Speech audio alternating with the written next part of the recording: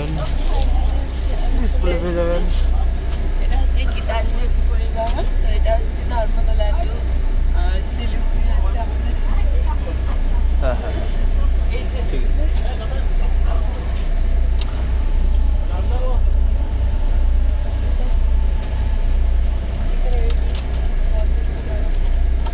ঠিক ঠিক বলটা।